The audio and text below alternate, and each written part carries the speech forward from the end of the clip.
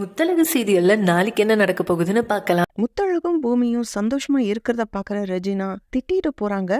பூமி இதனால லாயர் கிட்ட போய் எனக்கு அஞ்சலியோட வாழ விருப்பம் இல்ல, அஞ்சலியோட குழந்தைக்கு எவ்வளவு வேணாலும் கொடுத்துருவோம், நஷ்டஈடு என்ன கேக்குறாங்களோ அதை கொடுத்துடலாம் அப்படின்னு சொல்லி டிவோர்ஸ் கேக்குறாரு.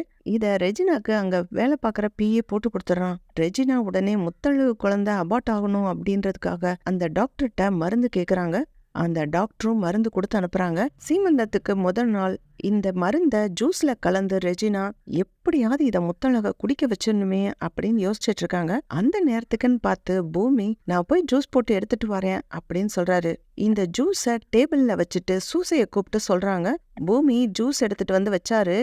இது என் பொண்ணுக்கு தான் கொடுக்கணும், நீ கொண்டு போய் அந்த முத்தழகுக்கெல்லாம் கொடுக்க கூடாது அப்படின்னு அதட்டுறாங்க. இத கேக்குற சூச என்ன இது இந்த அம்மா இப்படி பேசுறாங்க அப்படின்னு யோசிச்சுக்கிட்டே கையில ஜூஸ் எடுத்துக்கிட்டு வராரு. எதுக்க பூமியும் ஜூஸ் கொண்டுட்டு வராரு.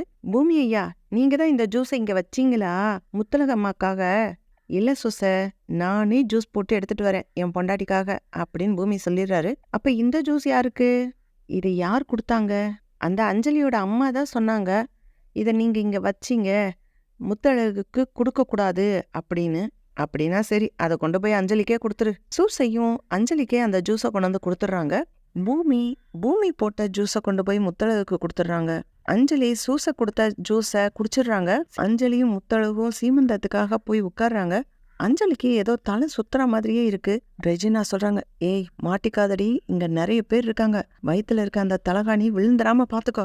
ரெஜினாக்கு அப்பன்னு பார்த்து ஒரு கேஸ் விஷயமா போன் வருது. அஞ்சலி இங்க மயங்கி கீழே விழுந்துடுறாங்க. அங்க இருக்க பொம்பளைங்க எல்லாம் ஓடி வந்து கைய பிடிச்சு பார்க்கும்போது அஞ்சலி கர்ப்பமா இல்லையே அப்படின்னு யோசிக்கிறாங்க.